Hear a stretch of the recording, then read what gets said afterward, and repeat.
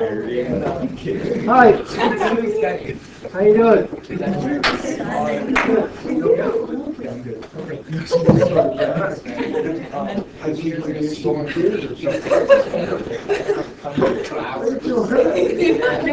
All right.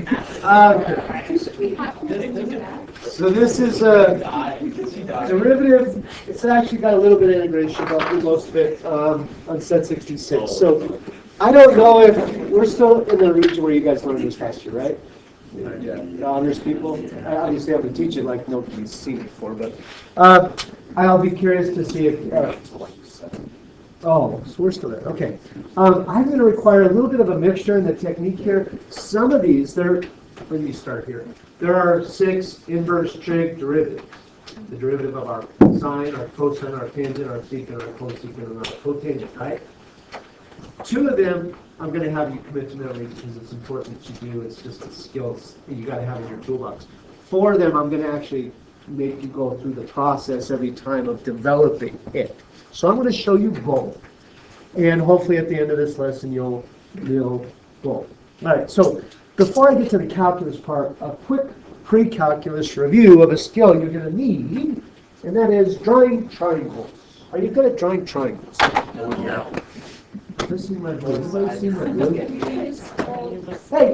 Hey, okay. This is what I mean. If I tell you sine of alpha is at -3/4, and that alpha is in the 3rd quadrant, and I said find cosine of alpha, sorry, it's not that. I meant to cut and paste it, so we're supposed to find cosine of alpha. I would start by drawing a triangle. It's called right triangle trig. So there should be a right triangle in the 3rd quadrant. And it looks something like that, yeah? Now, every trig statement implies a triangle. In this case, alpha really represents the distance from the positive x-axis to a terminal side. But we really focus on the side of the triangle within. Every trig function is defined as the ratio of sides. Sine is defined as the ratio of adjacent side to the hypotenuse in the triangle. So in this case, the adjacent side, nope. Yeah. Aha, way to pay attention, Brian. I knew you. Little SOHCAHTOA. It's not SOHCAHTOA, it's SOHCAHTOA. All right, so the opposite side is -3. The hypotenuse is never positive. It's defined as a positive, or never negative. It's defined as a positive. It must be the 3 that's negative. Boom. And the adjacent side, therefore, is 4, or 5, right? 3, 4, 5. No. No, why not? 5 would be the hypotenuse. Yeah, that's ridiculous. 5 has to be the hypotenuse. The adjacent side can't be shorter than the hypotenuse. So it's not 3, 4, 5. What is the adjacent side? I think you could do the old Pythagorean theorem mentally, or shall we show the work on the Pythagorean? Square root of? I'm thinking 7. Right? Right? Yeah. Okay. Is that positive or negative root 7? Negative. It's negative. Okay, that adjacent side, it's negative. All right. With that picture, then I can say what the cosine of alpha is. Cosine of alpha is negative root 7 over 4. Yeah? Do you agree? Yeah. Okay. All right. Would you then do the same kind of process here in a slightly different fashion, but you're still going to draw a triangle from the implied statement inside and then use it to find the tangent outside. Really the same question, just rephrased. Not the exact same kind of question.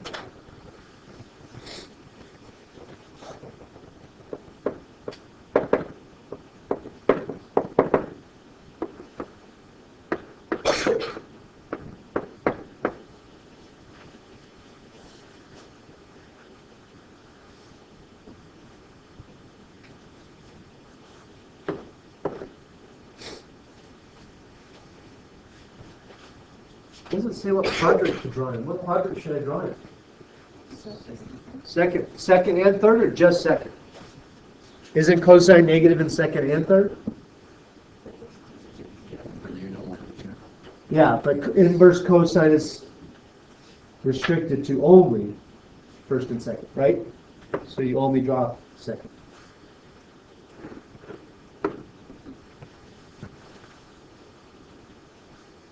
So what's your answer? Why is it taking so long? quicker.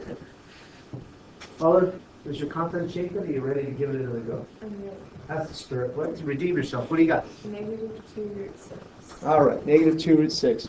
I get by Pythagorean theorem, this is the square root of 24. Is it positive or negative right there? It is positive, but because opposite to adjacent involves a negative, you're going to pick up a negative. In calculus, you rarely are required to simplify, but it is good math to reduce a root or simplify a root. So cool. All right, are we good on that skill? Drawing a triangle to answer a trig question. Yes? All right, on. All right then, here we go. Now, if you were a very intuitive kind of person, the person who it's really easy for me to write a letter of recommendation for, I can say, this person just gets math, he doesn't need instruction, he just needs a question, or she just needs a question, she just goes. Okay, so let's see if that's you. Y equals arc cosine of x. What is dy dx?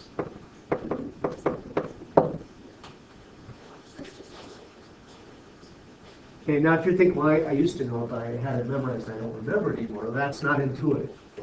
That's just foolishness. Okay? I am giving you a little bit of a hint.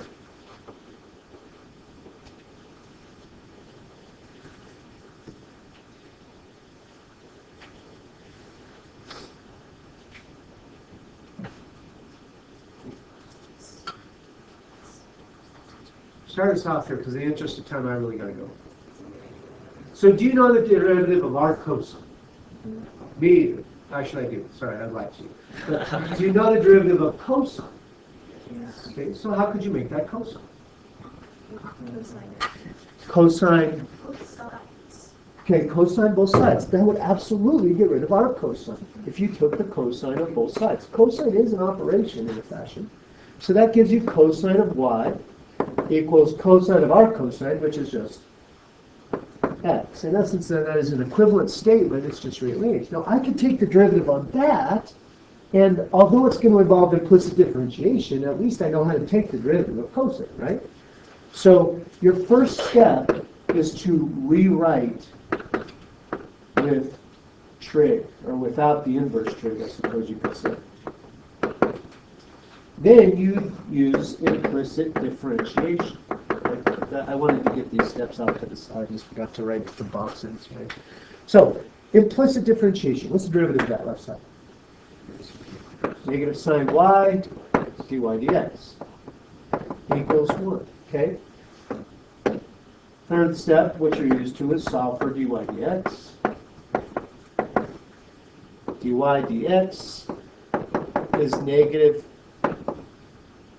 1 over sine y, or 1 over negative sine y, however you want to put the negative in there. Are you with me so far? No, I say so far because we are not. The original problem was in terms of x, and so it's expected that you'll give the answer in terms of x. Put answer in x terms. To do that, you draw a triangle. Now, not just any triangle, mind you. You go from this statement here that talks about the original setup. What was y? What was x? In this statement, it's implied that y was an angle in a triangle. Cosine, you take the cosine of an angle, right? Are you with me? And because cosine is also defined as the adjacent side to the hypotenuse of that angle, then it must be the case that x is the adjacent side in that triangle. And the hypotenuse must be 1.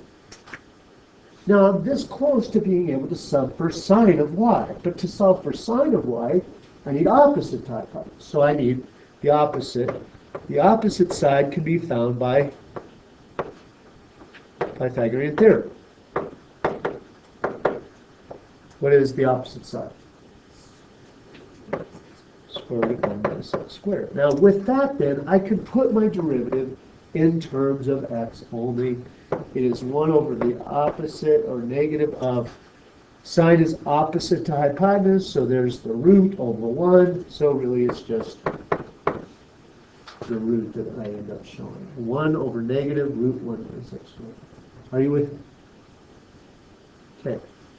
Now, it'll be the case that sometimes they give you a little chain rule reaction, and the work is a little funkier, but it's the same idea.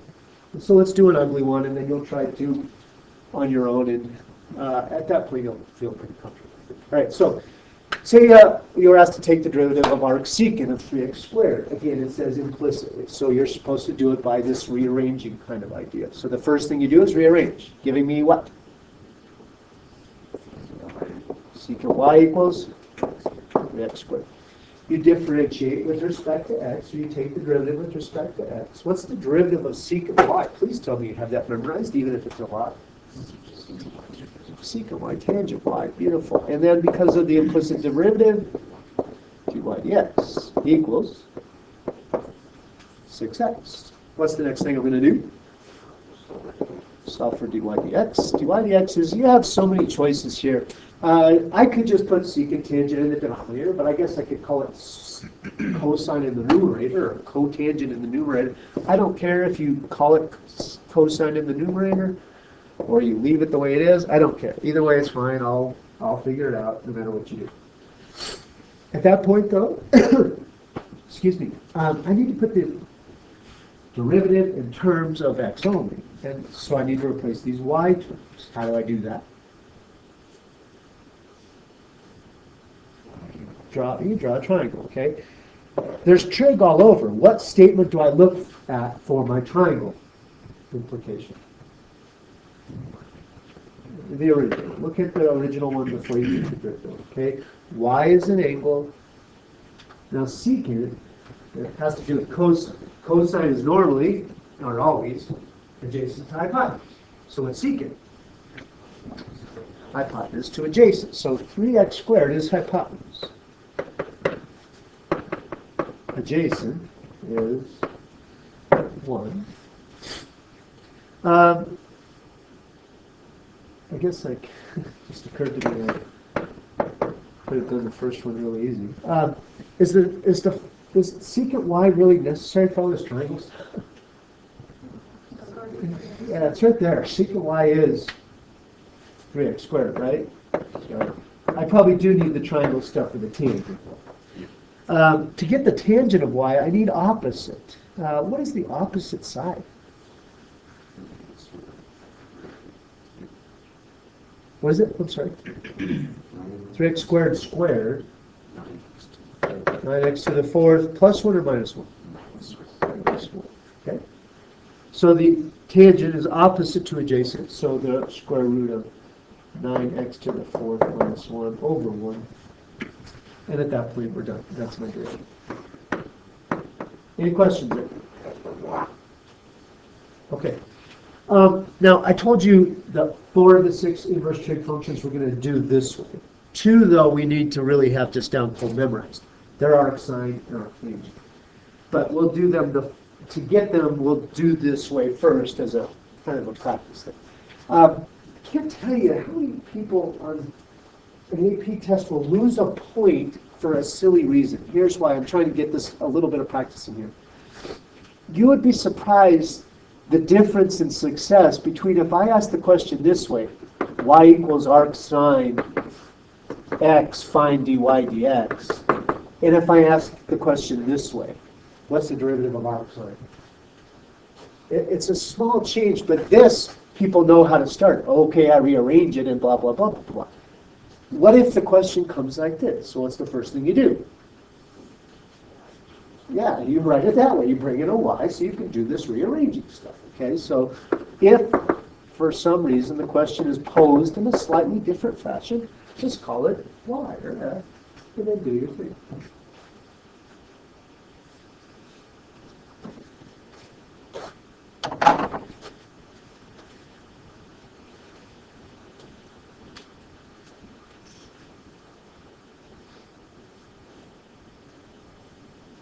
A little too fast for some people last class, so I'll be walking around if you're not quite sure.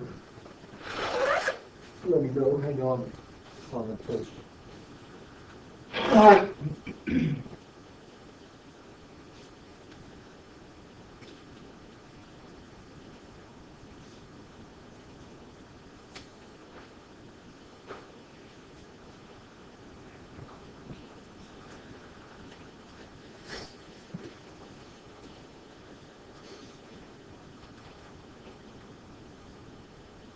pretty caught up on homework, so you also need to get caught up on homework, basically. There's 2 complete stacks, and then there's a makeup stack that you might not have at the end.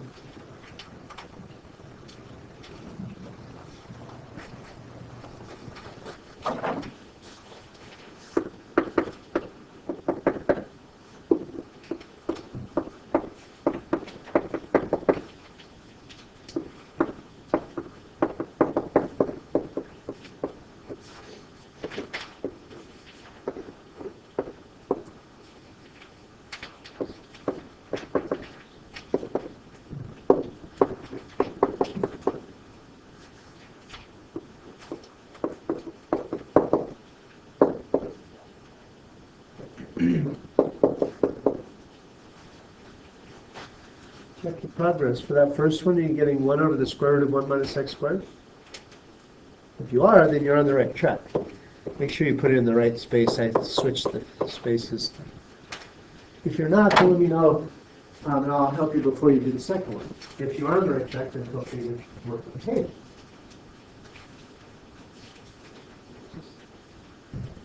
Sure, if you're missing something, just say so. I'll keep it.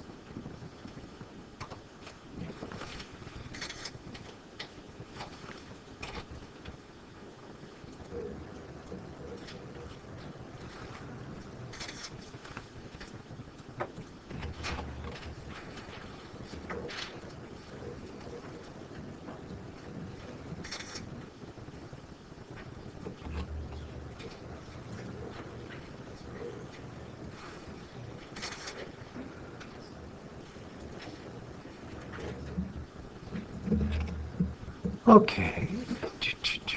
We'll catch up to you.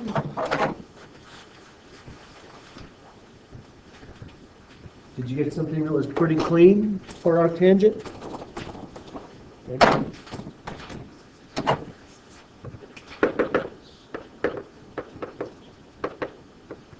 Tangent of y equals x. All right, so secant squared y dy dx equals 1 is the derivative. dy dx is either 1 over secant squared. I typically just call it cosine squared rather than secant squared in the denominator. I think of it as cosine squared in the numerator. But either way, your answer will come out exactly the same. If this is the original statement, then y is an angle, and opposite to adjacent is x to 1, making the hypotenuse the square root of x squared plus 1, or 1 plus x squared. So the cosine is squared is the square of 1 over root x squared plus 1. With the square and the root, it ends up as 1 over x squared plus 4. Do you agree? Okay then. Now, these two, anytime in the homework you get an arcsine or an arctangent derivative, you won't have to do all this stuff. You can just say, I know the derivative of arctangent is this, and maybe use a little chain rule with it, and you roll. You don't have to show the implicit. But if it's arcsine or a cosine or cosecant, or sorry, not arcsine, or cosecant or cotangent or something like this, you're going to show the triangle and all the way. You with me? I'll try and remind you in the boxes, but I'm also writing down.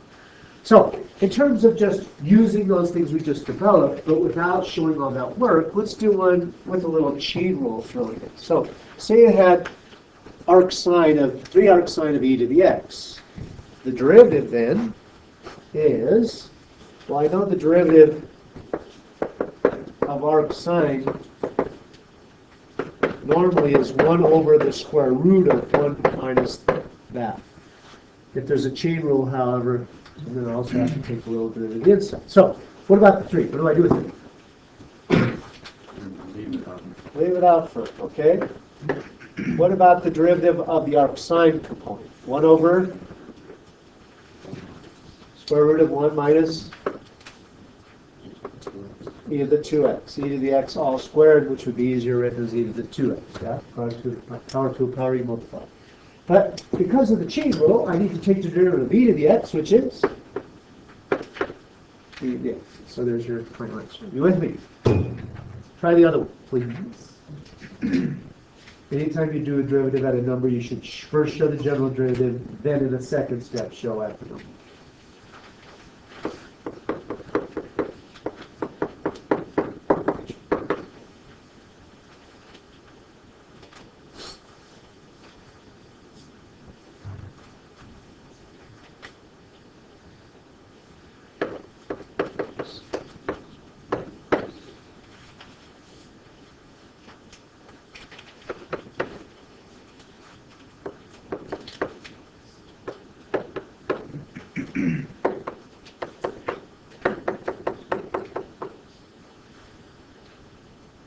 So what's your answer? 18 over 5, do we all agree? Are you with me? Can you give me a yes? Can you give me some kind of grunt or something? I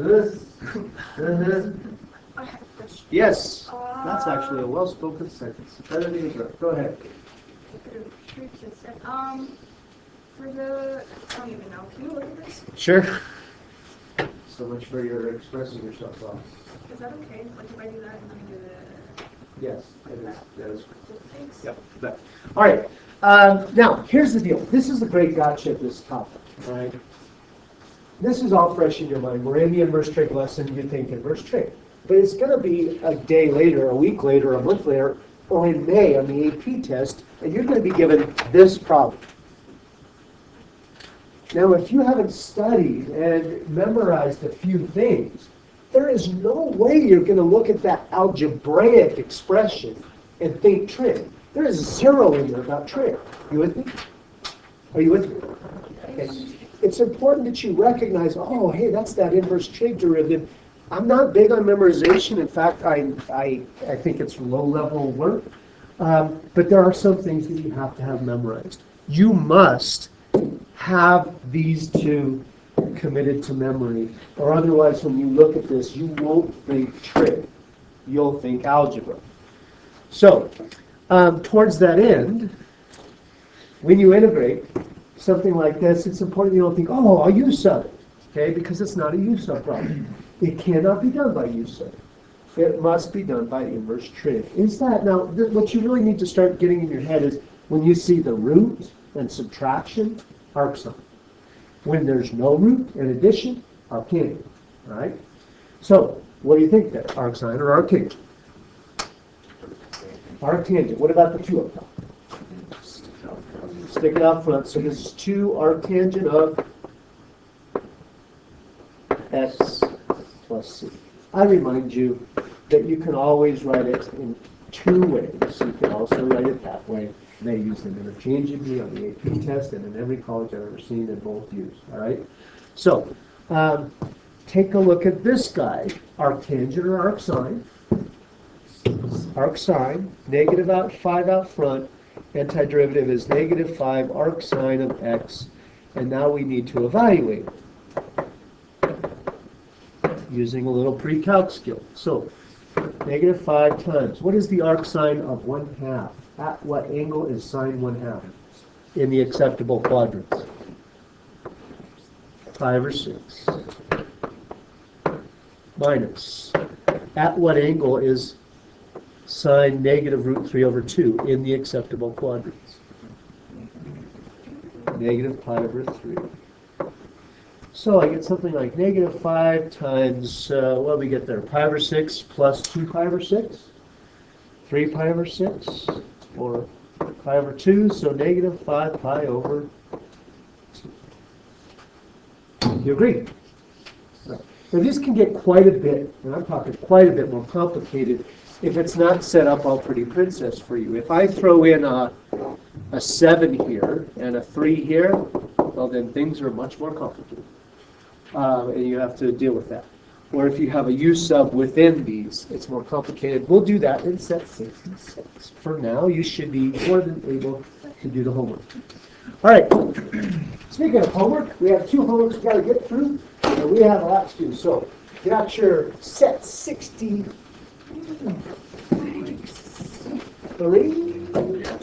Says on that board. Oh, super. I should get closer. Yep, set 63. And the fun sheet.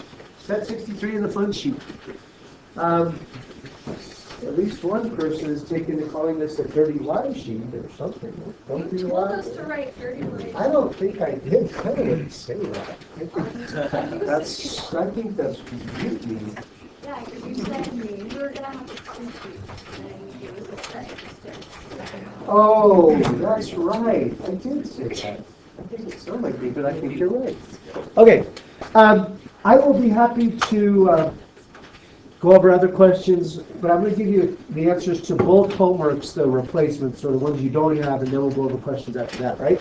So, I'm on set 63, the back. Do you see where I'm at? Yes? Okay, excellent. So, here is the deal. This is calculator active, so hopefully it went fine on part A.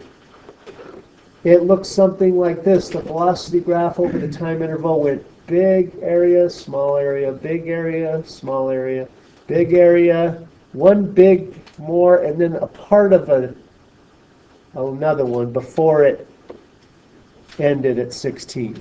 Yeah? Hopefully you found these to be pi, 2 pi, 3 pi, 4 pi, and 5 pi. So part A then is done. Graph B. During what intervals of time is the particle moving to the left? Moving to the left, give me your first interval. How many intervals did you have? 2. Oh, you lost points because you're lazy. It's 3. Good heavy sigh. Well done. Okay. There are 3.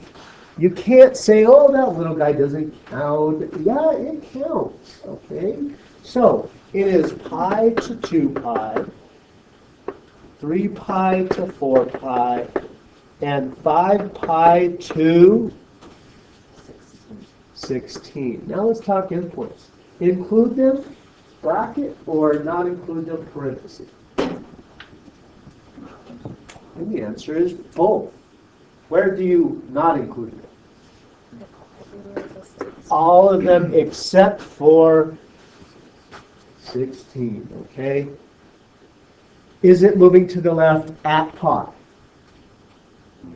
No, it's not moving at all at pi. It's 0. But what about at 16? Isn't it negative at 16? And so it is moving left there. And they did include it in their work. They give you a closed interval, so it's included.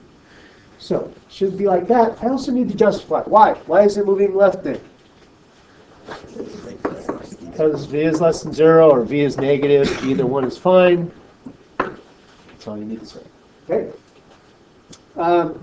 Total distance. Is total distance just the integral of velocity? It is not. That is, what is that? Oh, that's displacement. Okay, that's allowing for backward and forward movement. It'd be like you say, you know what? That changes 0. Okay, it's absolute value is distance, not v. Right? That's distance. And if you do that properly, that is, where did I put that key? 10-ish, I think it was 10-ish. Anybody have that in front of them? I don't know where I put my key. 10 points. Say that again, Daniel. 10.542. Thank you. Okay. And then the one that Jack asked about the 7th, and I was not quite sure how to say this well, but I think most people probably understand the concept. It's just how do you say it? Is there a time where the particle returns to the origin? Remember they said at time 0, the particle started at the origin. Time equals 0, the position is the origin. In the time frame 0 to pi, it moves right. Do you agree? Yeah. But from pi to 2 pi, it moves left. But the question is relative area. Does it move right more than it moves left? And the answer is Yeah, it moves right more than it moves left. So even after it moves back towards the origin, does it get all the way there? And the answer is no. Okay, now, it's never back at the origin. How do you say it? I mean, you could say, Because the positive displacement is greater than the negative displacement. now that's getting into a good mathy way to say it. I was thinking more like, the areas above the curve are greater than the areas below the curve. But that's not really mathy, and I don't even know, looking at the rubric, if that would cut it. So something like the positive displacement on whatever interval, you could say 0 to pi, and all the intervals, if you like, 3 pi to 4 pi. I just want you to understand, really. Actually, not 5 pi. Do we have to show the intervals? 4 pi. No, you could say, I don't remember what that rubric looks like, is greater than the negative displacement. I don't think so. Placement on 0 to pi to 2 pi and so on. Okay, you could also say the absolute value of the amount of really the amount of area is the absolute value of each. So if you went 0 to pi is greater than 0 to 2 or pi to 2 pi, that also might get there. Something along those lines, where you're saying the positive displacement is greater than the negative displacement, so it's never back to 0.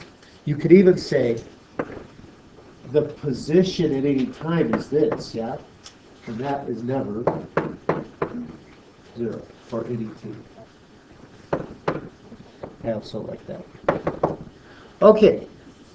Are you with me? Super.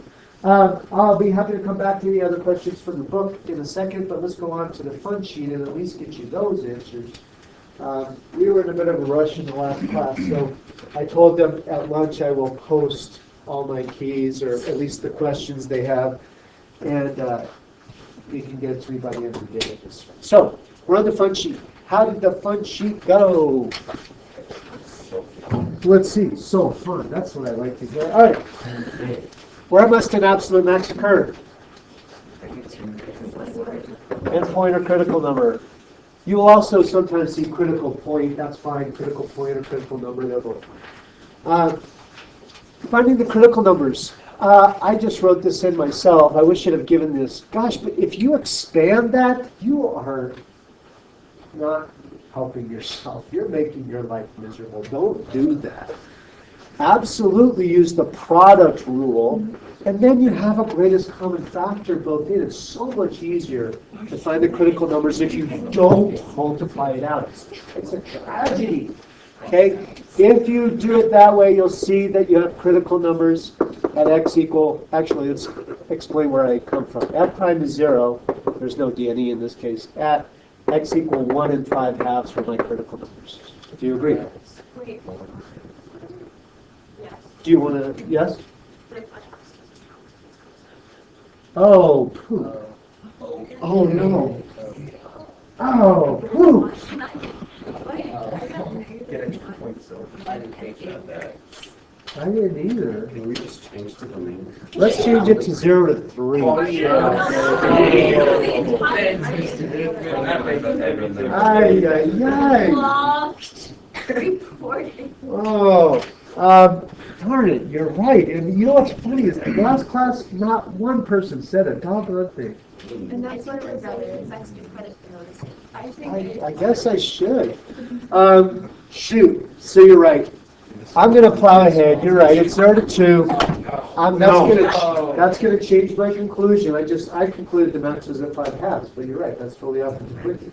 So, darn it. We have 4 candidates then. Technically 3, I guess, if you want to be correct. F at 0 was -3. F at 2, I found as 1. F at the critical number 1 was 0. And if you want to overachieve and find F at 5 halves, gets 27/16, which would have been the absolute max had I done this properly. But from that I can conclude my answer was wrong. The absolute max is actually, now read the question carefully. Do they want what's the absolute max or where is the absolute max? Where? At what values of x? And so we conclude the absolute max, the greatest of the candidates is -3, 1, and 0. The greatest is 1. And so we conclude the absolute max is at x equal 2. Not 5 halves, apparently. Okay. 13/2. Relative min at x equal 1 because f prime changes negative to positive.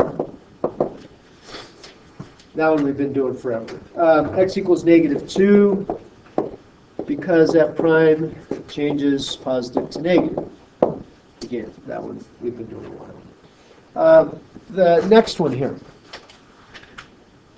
I wish I would have drawn this. So these areas were 2, 3, 5, 3. Okay. Now, I told you to draw f on top of this, starting at -4, 0. What's going to happen to f between -4 and -2? Remember, the area under f prime is the change in f.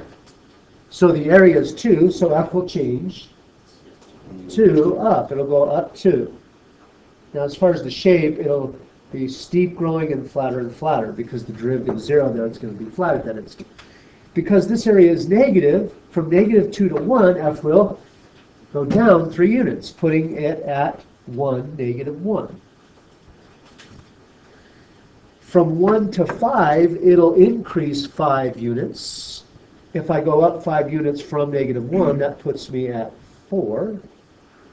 It's going to then temporarily go flat because the derivative is 0, but then it's going to go back to increasing how many units? 3 more units, and so where do you end at? I could easily grade your work and know if you have a clue if your graph ends at 7.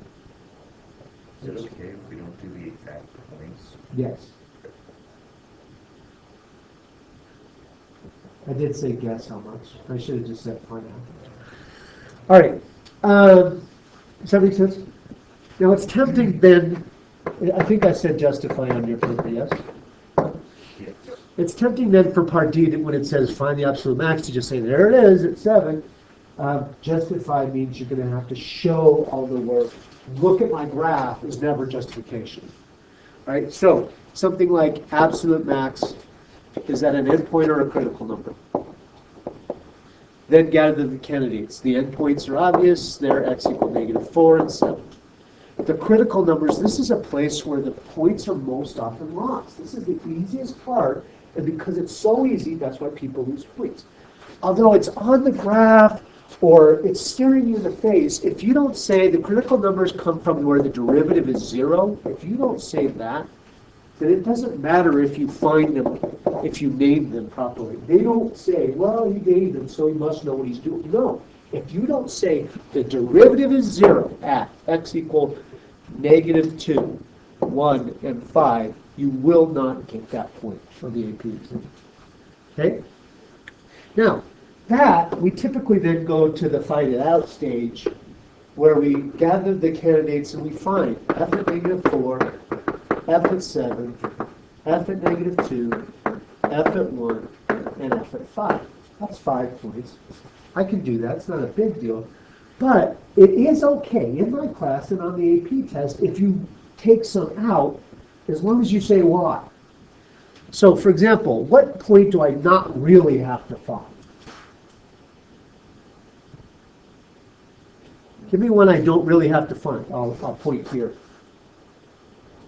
X equals 1 is a minimum. Is it a very good candidate for a maximum?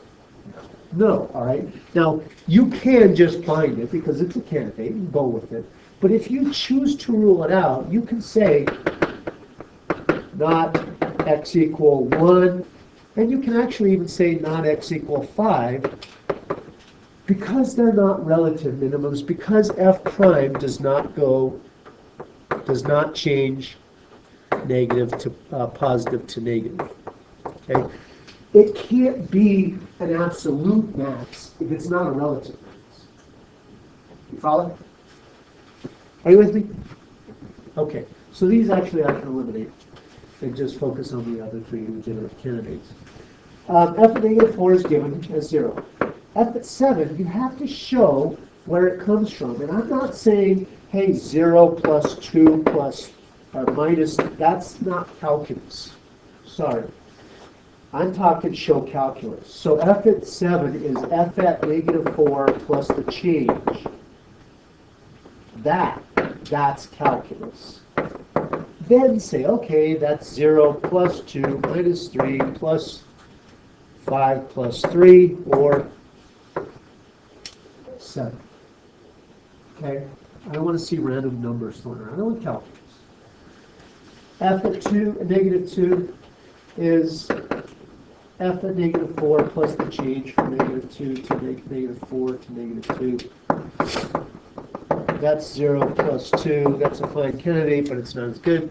So, do I say, actually you can't miss here because it's 7 in both cases. But the question is, at what value of x? So I say the absolute max is at x equal 7. It's the greatest of the candidates. It has the greatest y value. You follow? Okay. This AP problem, I wish I would have dug up the rubric to this. I apologize, I don't have it at the ready. It was calculator active. Let's go with A. For A, is on 1.7 to 1.9, we're looking in here somewhere, I don't know.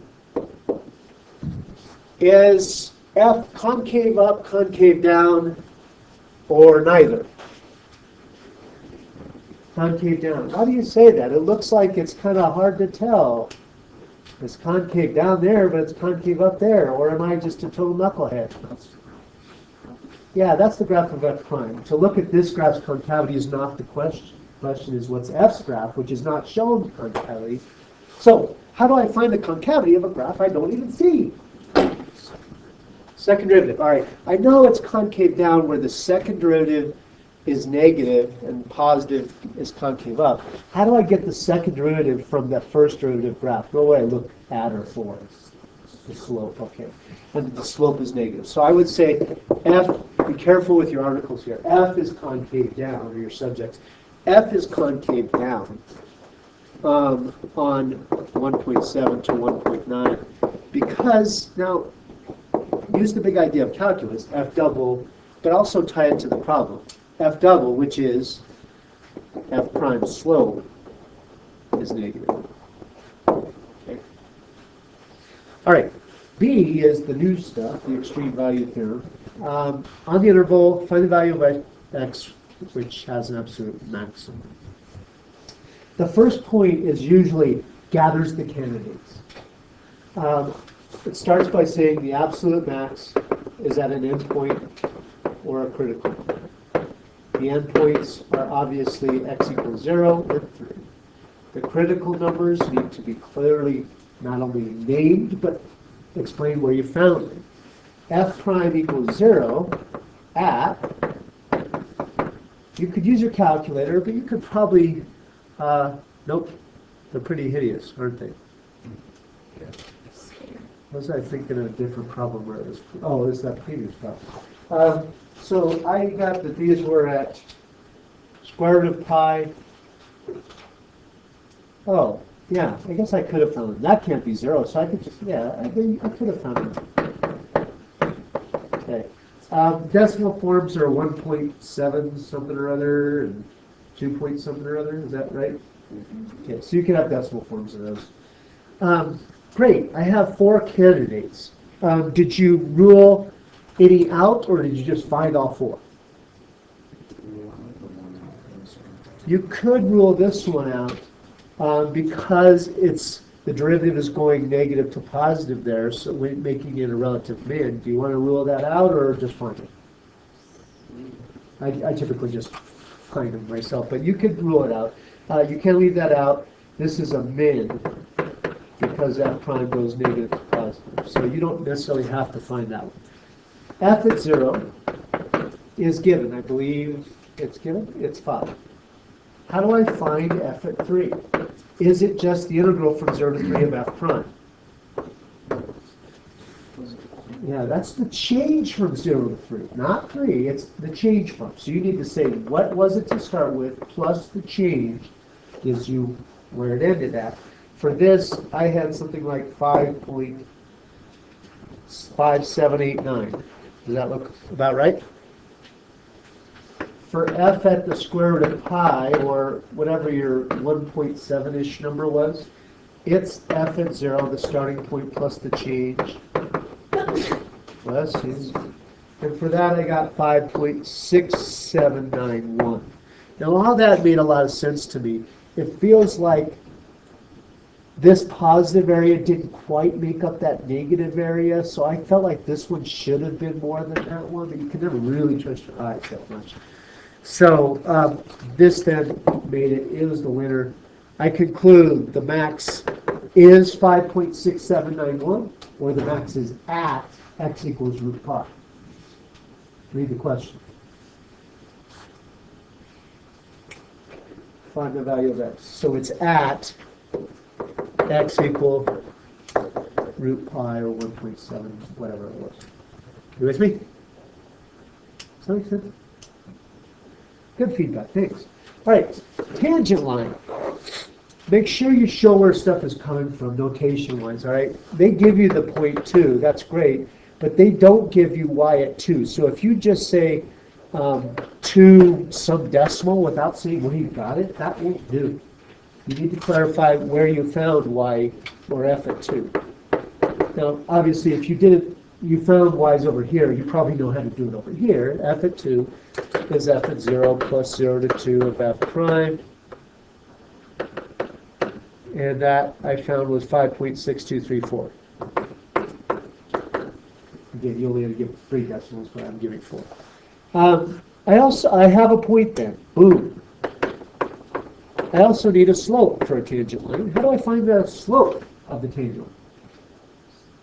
The derivative, which I already have. I just need f prime at 2. That involves just plugging 2 into the derivative that you're given. I have that as 0.2907. Do you concur? I'll assume by your silence you agree completely. All right. Then, point slope form would be something like y minus 5.6234 equals 0.2907 x minus 2. I do not agree. I don't either. Because the slope at 2 is negative. Yeah. Sure is. Do you have that number? I don't have that number either. Negative. That's right. I have that. You have this? No. You have just. Say, what is it again? Negative 0.4. 459. Okay. Now, a smart person would have just verified that easily by looking up like 3 inches and said, yeah, that's wrong. But I am not a smart person, so I did not catch that mistake. Not sure what happened. All right, thank you. I guess I would have gotten 8 on this question. All right, the back side. Part of the attention of these problems was, do you even use, I mean, I work my butt off with these notes. I don't know if you understand that. This generally takes me about an hour and a half to 2 hours to make, each day, every day. Okay? It's occurred to me that I went to empty the recycling, I had 5 of them. Well, how do you waste my freaking time for if you're going to just recycle it? What the? So part of this was me getting mad saying, do I even use their freaking notes? There was one just like this in Set 62's notes. And so if you use Set 62's notes, you probably, hopefully, found that this is about 2,849 people. Okay? I'll put up the answers to these. Good morning, Jack. Please rise for the Pledge of Allegiance. Ready? Begin. I pledge allegiance to the flag of the United States of America and to the republic for which it stands, one nation, under God, indivisible, with liberty and justice for all. Now for your announcement. I'll put up the red answers and I will post my key in online. Professor at Metropolitan State University of Denver will talk about this up-and-coming field. This is a must-career session for anyone interested in technology and computers. Join us in the library commons during lunch today. Treats will be provided. There are new recycling bins in the cafeteria and in the gym. In the cafeteria, the skinny bins are for clean and empty styrofoam trays only. The others are Can I move on? recyclable. Please use the questions. Actually, I'll just put it here. Are you trying to get your house spick and span for the holidays? Plan to donate your unused books to the DHS library and we'll add them to our book sale on the 13th.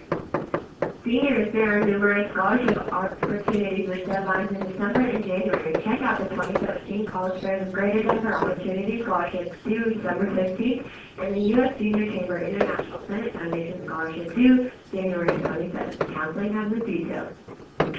60th Annual Frontiers of Science Institute at UNC from June 17th to July 28th, 2018. Current sophomore or juniors can apply to spend 6 weeks immersed in a STEM curriculum, receive an early introduction to college life, meet professionals in various STEM fields, conduct in-depth scientific research, earn UNCO college credit, and receive a scholarship to attend UNC. If interested, counseling has the application. Northrop Grumman Mission Systems have Colorado offices in Boulder, Aurora, and Colorado Springs. Their scholarship program supports promising seniors who intend to pursue a career in an approved engineering, computer science, mathematics, or physics program. This scholarship is $8,000 over the course of 4 years and awarded to 2 graduating high school students in Colorado. Counseling has the details. The Society of Mayflower Descendants Scholarship Award is $1,620 to any senior willing to write a 3-part essay. Obviously, having a Mayflower ancestor is not a requirement. Counseling has the application. Congrats, Dad. We raised 67 pounds of candy for our troops. The winners of the candy drive are Keller Olson, Nicole Ruth, Isaac Lopez, and Emily Smith. Please go to Mr. Bean's classroom to claim your prize. Thanks, everyone, for donating to our soldiers. Dazzling Jags. Varsity boys basketball kicks off its season this week by hosting some amazing basketball in the jungle. The Jags play number 4 Lewis Palmer at 7 p.m. Thursday and number 5 Holy Family at 7 p.m. Friday. We play DSSC at 1 p.m. on Saturday. I need your support. Come get some swag and let's pack the gym. Hey Margaret, let's see you call a 3-up camel. I will post, if you have questions you want me to do on 63, I'll do them at lunch and post 63 at lunch. The other class has questions on 1, 2, 4, and 5 or something. Yeah. Oh, yeah, you did that. You also do 23. 23, I do right. Who's gonna, 20, 23 and 20. 23 and 20. Okay. you're gonna put those on the website, okay? I will put them on the website at lunch. What's that? It'll be easy. Oh, see, there it is. I would have expected it to be late.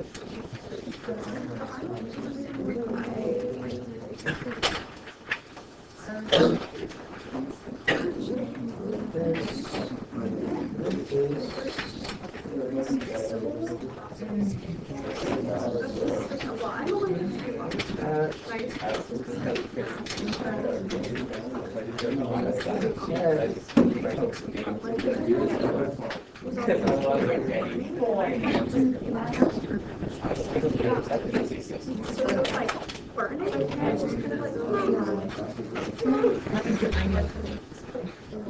like,